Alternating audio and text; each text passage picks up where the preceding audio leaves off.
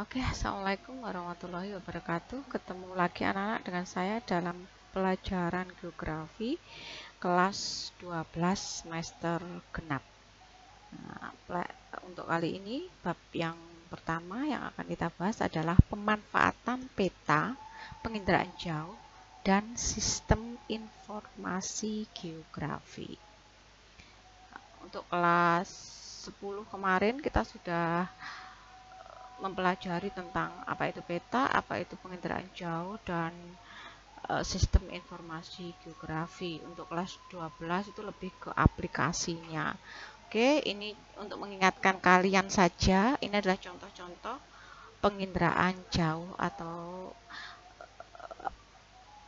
inderaja. Oke, ini hasil dari penginderaan jauh. Oke, seperti ini. Hanya mengingatkan kembali tentang pengertian penginderaan jauh. Kalian kelas 10 dulu sudah ya tentang pengertian daripada penginderaan jauh. Bahwa intinya penginderaan jauh itu adalah suatu teknik dan seni untuk memperoleh informasi objek dari jarak jauh tanpa kontak langsung dengan objek, gejala, atau daerah yang akan dikaji dengan menggunakan sensor. Jadi kita bisa mendapatkan informasi, memperoleh suatu informasi objek dengan jarak jauh tanpa kontak langsung dengan objek atau gejala atau daerah yang akan kita kaji. Oke. Terus komponen penginderaan jauh. Yang pertama ada sumber tenaga. Sumber tenaga itu ada dua, yaitu tenaga aktif dan tenaga pasif. Kalau sumber tenaga aktif itu sumber tenaga yang berasal dari radar yang aktif pada saat pengambilan objek. Biasanya wujud dari cahaya ini adalah berbentuk kilatan yang cepat dan berbentuk gelombang elektromagnetik. Kalau seperti yang kita lakukan ke dalam kehidupan sehari-hari itu adalah seperti flash kalau kita mau memfoto tuh. Jadi termasuk tenaga aktif itu. Kalau tenaga pasif itu hubungannya dengan matahari yang tersedia di alam. Tenaga aktif bersumber dari sinar matahari yang masuk ke permukaan bumi. Jumlah tenaga matahari yang mencapai bumi itu dipengaruhi oleh waktu, lokasi, dan kondisi cuaca. Kalau waktu itu biasanya kalau siang hari cahaya kan lebih banyak daripada pada waktu matahari terbit atau matahari terbenam. Lokasi itu juga mempengaruhi. Contohnya kalau lokasi di daerah tropis itu akan berbeda dengan di daerah sedang maupun di daerah kutub. Kondisi cuaca itu nanti hubungannya dengan keawanan. Nah, kalau awan menutupi sinar matahari itu juga akan mempengaruhi cahaya. Oke. Terus ini contoh daripada struktur dari komponen-komponen penginderaan jauh. Oke ya. Nah, ini mengingatkan kembali untuk kelas 10 kemarin. Oke. Komponen yang kedua dari penginderaan jauh itu ada atmosfer. Kita tahu bahwa atmosfer itu adalah udara atau lapisan udara yang menyelimuti bumi. Tidak semua spektrum gelombang elektromagnetik itu dapat sampai di permukaan bumi. Karena dalam atmosfer itu ada proses pembauran dan penyerapan. Penyerapan dilakukan oleh molekul atmosfer, sedangkan spektrum gelombang elektromagnetik yang dapat mencapai bumi itu disebut adalah jendela atmosfer. Oke, yang ketiga ada interaksi antara tenaga dan objek. Dalam perekaman objek diperlukan wahana, tenaga alami atau buatan. Objek yang direkam, alat sensor, dan deteksi. Tenaga yang memancarkan ke permukaan bumi atau objek akan dipancarkan, memantul, dan direkam oleh alat atau sensor. Kalau itu kamera, kalau kita pada sensor terdapat alat untuk mendeteksi atau detektor, di mana detektor yang ada pada alat itu dipasang pada suatu wahana. Wahana itu bisa balon udara, pesawat, ataupun satelit yang membawa kamera atau sensor. Tiap objek mempunyai karakteristik tertentu dalam memancarkan atau memantulkan tenaga ke sensor.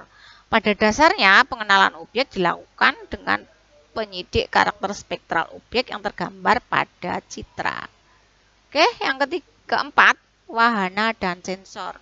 Sudah saya jelaskan tadi adalah wahana itu kendaraan yang berfungsi untuk meletakkan sensor atau kamera yang dilakukan proses perekaman. Merekam objek permukaan bumi bisa dilakukan di angkasa maupun di luar angkasa. Wahana yang digunakan di penginderaan jauh diantaranya adalah balon udara, pesawat terbang, pesawat ulang-alik, dan satelit. Setiap jenis kendaraan memiliki kerincian objek yang berbeda. Nah, sedangkan sensor itu ada dua, sensor fotografik dan sensor non-fotografik. Kalau sensor fotografik itu bedakan berdasarkan wahana yang digunakan.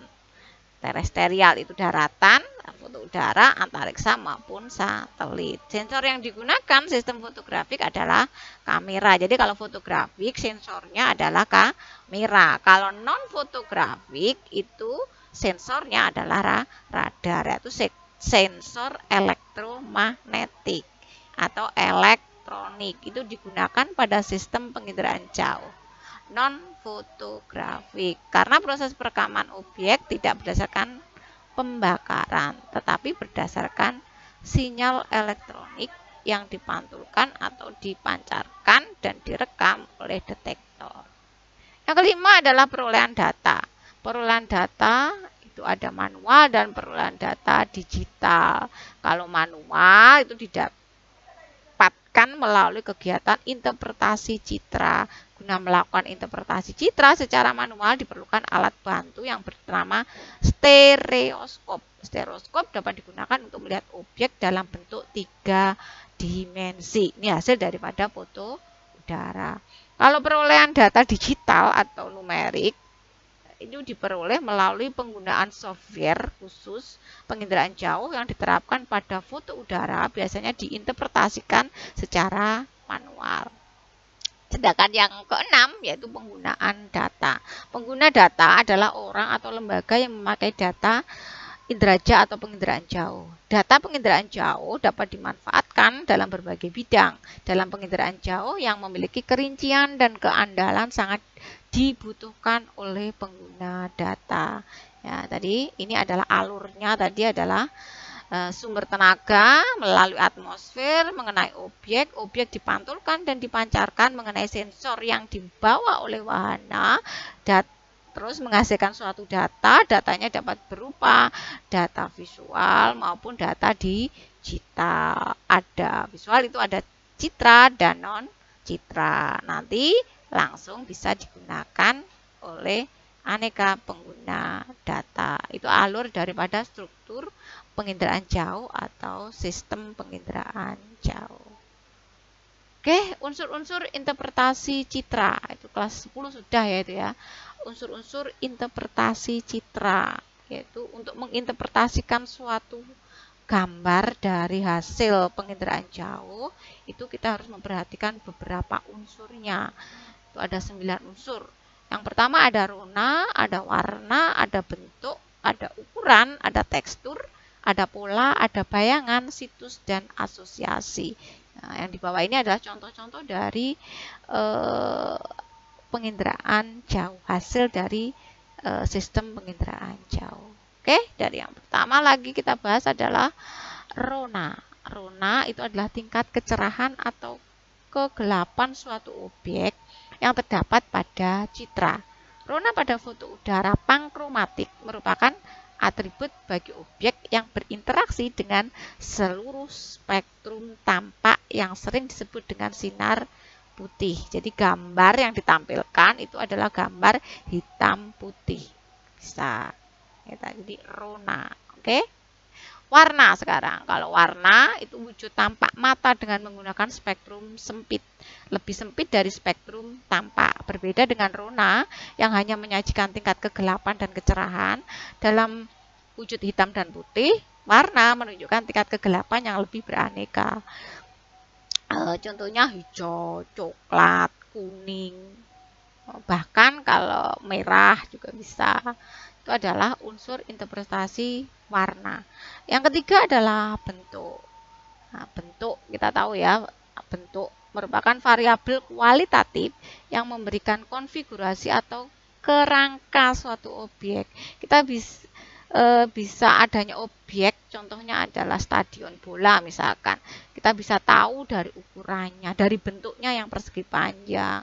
Terus kita bisa mengenali gunung api dari bentuknya yang cembung. Terus kita bisa mengenali gedung-gedung sekolah misalkan, kalau misalkan bentuknya adalah L, letter L atau U ataupun kotak. Itu adalah bentuk. Oke, terus yang keempat adalah ukuran besar kecil ya. Nah, ukuran merupakan ciri objek yang antara lain berupa jarak, luas, tinggi lereng, dan volume. Ukuran objek pada citra berupa skala.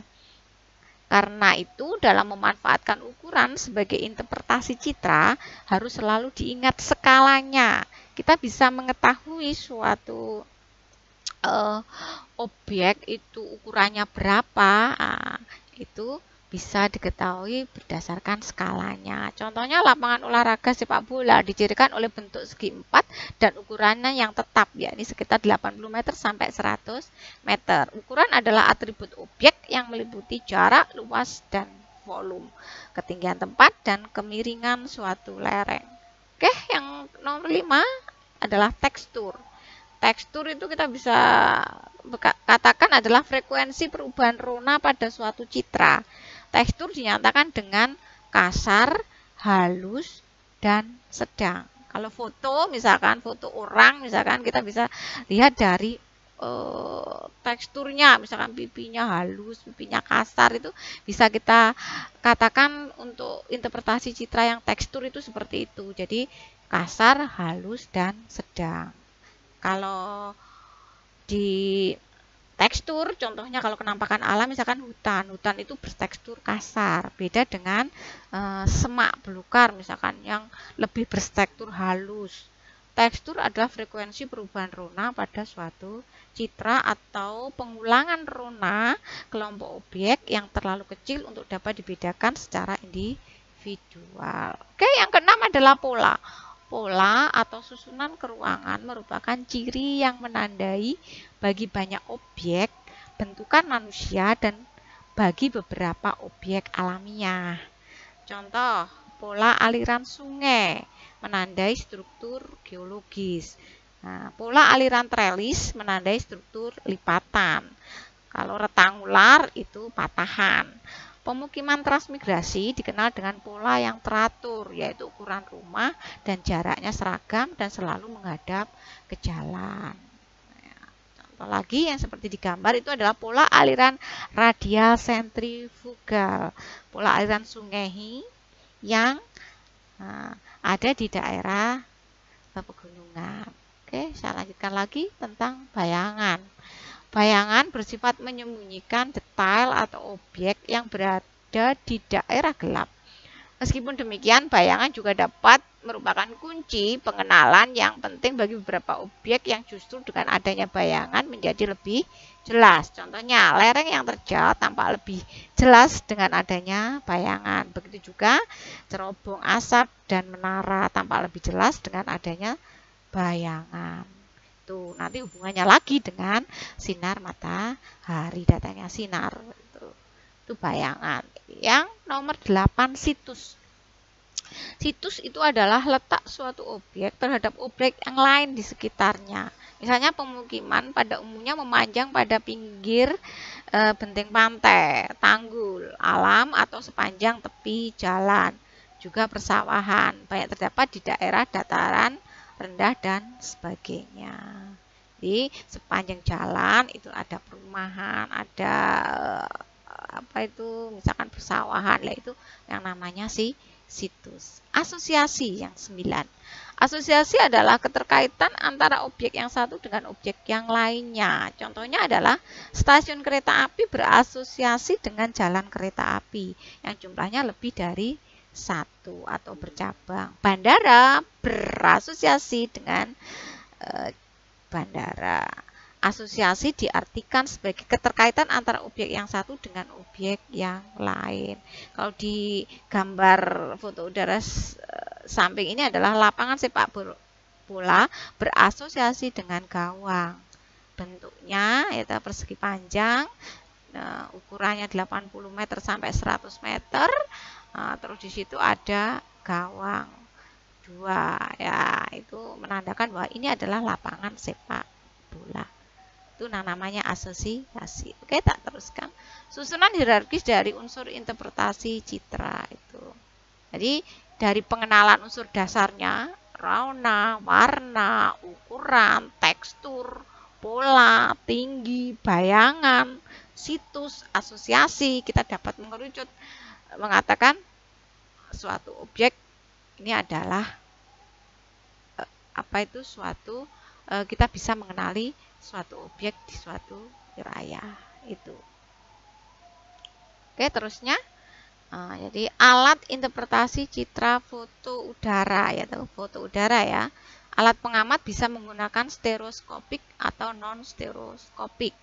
Alat pengukur objek bisa alat pengukur arah, alat pengukur jarak, alat pengukur luas, alat pengukur tinggi, ataupun alat pengukur lereng, paralak, dan alat buatan atau etc.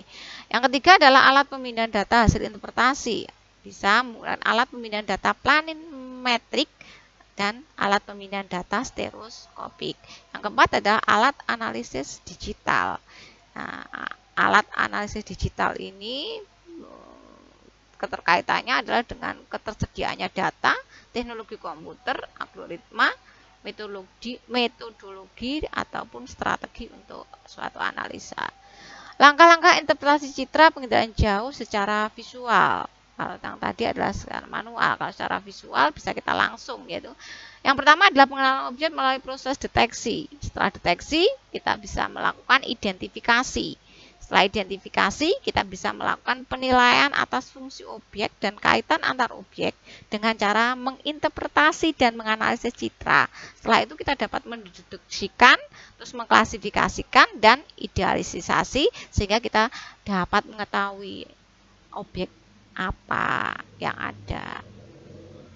Analisis data digital dapat ini. Data digital, jadi dari komputer kita bisa mengambil data citra penginderaan jauh digital bisa dengan nilai pikselnya, citra radar, citra satelit itu bisa. Terus yang kedua, nilai piksel yang mencerminkan nilai pantulan nilai spektrum tiap objek, terus diklasifikasikan tiap pikselnya. Terus tujuan identifikasi klasifikasinya mengkelompokkan. Yang kedua adalah metode klasifikasinya. Klasifikasi yang tersedia sama klasifikasi yang tidak tersedia apa nanti dilengkapi. Terus yang terakhir adalah hasil klasifikasi adalah peta sesuai dengan tema identifikasi dari klasifikasi tadi. Oke, langkah-langkah interpretasi citra penginderaan jauh secara manual. Sekalian simak ya, kalau secara manual tadi bisa menggunakan stereoskopik tadi, suatu alat. Oke, sekarang manfaat penginderaan jauh bisa dari bidang penggunaan lahan, bidang kehutanan, bidang hidrologi, bidang pembuatan peta, bidang meteorologi itu cuaca dan iklim ya, bidang oceanografi itu kelautan, terus bidang geofisika bumi. Oke, keunggulan penginderaan jauh dari itu bisa kita dapatkan dari penginderaan jauh itu adalah satu, penggunaan citra diperoleh gambaran objek permukaan bumi dengan wujud dan posisi yang mirip dengan aslinya atau kenyataan yang ada di lapangan. Yang kedua adalah dengan teknologi objek foto udara yang berupa 3 dimensi. Melalui citra dapat diketahui gejala atau kenampakan di permukaan bumi. Yang keempat adalah citra menggambarkan objek dengan cepat bahkan di wilayah yang sulit dijangkau. Citra dapat memetakan daerah bencana alam dalam waktu yang relatif cepat. Yang keenam adalah melalui penginderaan jauh, data ataupun informasi dapat diperoleh dengan cepat, tepat, dan akurat. Manfaat penginderaan jauh di bidang tata guna lahan. Ini nanti hubungannya dengan yang semester pertama kemarin adalah tata ruang wilayah RT RW kabupaten, RT RW provinsi, RT RW nasional. Itu bisa dengan memanfaatkan penginderaan jauh. Satu, itu hierarkinya adalah pemetaan penggunaan lahan, penentuan arah lahan, menentukan arah pengembangan suatu wilayah, menentukan lokasi pembangunan, menentukan model pengembangan suatu wilayah, menentukan titik-titik wilayah untuk perencanaan dan kawasan ruang terbuka hijau. Ini ya. Jadi hubungannya dengan rencana tata ruang wilayah. Oke, untuk penginderaan jauh untuk pengembangan sistem transportasi, bisa transportasi darat, itu transportasi laut, transportasi udara. Gunanya untuk menentukan suatu lokasi, menentukan jalur alternatif atau jalur pelayaran, terus pembangunan jembatan, pemanfaatan kondisi lahan, juga penentuan jalur evakuasi. Ini untuk darat biasanya untuk mitigasi bencana. Oke, lanjutkan adalah manfaat penginderaan jauh. Dapat dari semua tadi sudah diperoleh. Yang pertama adalah untuk mengetahui jumlah dan persebaran penduduk di suatu wilayah, mengetahui luas dan persebaran lahan serta kemungkinan pola dari drainasenya. Yang ketiga untuk mengetahui pola persebaran pemukiman penduduk, untuk pendataan dan pengembangan jaringan transportasi yang berkelanjutan. Yang kelima untuk pendataan dan pengembangan pusat-pusat pertumbuhan pembangunan di wilayah-wilayah yang strategis. Hubungannya dengan RT RW tadi ya, rencana tata ruang wilayah. Yang keenam adalah mempermudah untuk mengklasifikasikan jenis lahan yang sesuai untuk pengembangan transportasi. Keuntungan citra penginderaan jauh untuk pengembangan jaringan transportasi. Citra dapat dibuat secara cepat walaupun untuk daerah yang sangat sulit dijangkau atau dijelajahi atau aksesibilitasnya sangat sulit, tapi tetap bisa dijelajahi. Menggambarkan secara 3 dimensi. Terus ketelitian citra dapat diandalkan khususnya untuk daerah teritorial atau daratan terestris ini. Terus daerah jangkauan citra itu sangat luas. Pemakaian citra dapat menghemat waktu, tenaga, dan biaya. Ini contohnya jalur perhubungan udara. Oke. Terus pemanfaatan peta dan SIG untuk inventarisasi sumber daya alam. Nah, ini yang paling inventarisasi sumber daya alam. Inventarisasi sumber daya air, terutama jumlah distribusi dan kualitas air, baik air permukaan maupun air tanah. Terus inventarisasi sumber daya lahan yang terdapat di suatu daerah, terutama mengenai ketersediaan, kesesuaian, dan kemampuan lahan dalam mendukung proses pembangunan. Terus inventarisasi sumber daya mineral, yaitu informasi tentang jenis, kualitas, cadangan, dan persebaran mineral sebagai salah satu faktor penting dalam proses pembangunan sumber devisa kita terutama. Inventarisasi yang keempat adalah inventarisasi sumber daya hutan, yaitu informasi yang meliputi luas, jenis, perkembangan, pemanfaatan, dan kerusakan hutan. Nah, ini pemanfaatan peta dan SIG untuk mitigasi bencana. Ini daerah mana yang rawan bencana, memantau luas wilayah bencana alam, mencegah dan meminimalisasi risiko terjadinya bencana alam pada masa yang akan datang, terus menyusun kembali rencananya pembangunan di daerah bencana, menentukan zona evakuasi bencana. Nah, ini jadi bisa untuk merelokasi suatu daerah, misalkan yang rawan terjadi bencana, maka bisa direlokasi daerah tersebut. Terus menentukan zona evakuasi, lah ini penting. Nah, hubungannya untuk meminimalisasi resiko yang terjadi pada saat terjadinya bencana alam, paling tidak untuk menekan korban jiwa. Itu anak-anak yang bisa saya sampaikan untuk pembelajaran kali ini. Kalian bisa baca kembali ya, sekilas lagi, ini mengingatkan kembali untuk pembelajaran kelas 10. Oke, jangan lupa jaga diri, jaga kesehatan, tetap mematuhi prokes ya, protokol kesehatan 3M. Nah, memakai masker, mencuci tangan, dan menjaga jarak. Oke, tetap semangat untuk belajar di rumah. Assalamualaikum, terima kasih. Wassalamualaikum warahmatullahi wabarakatuh.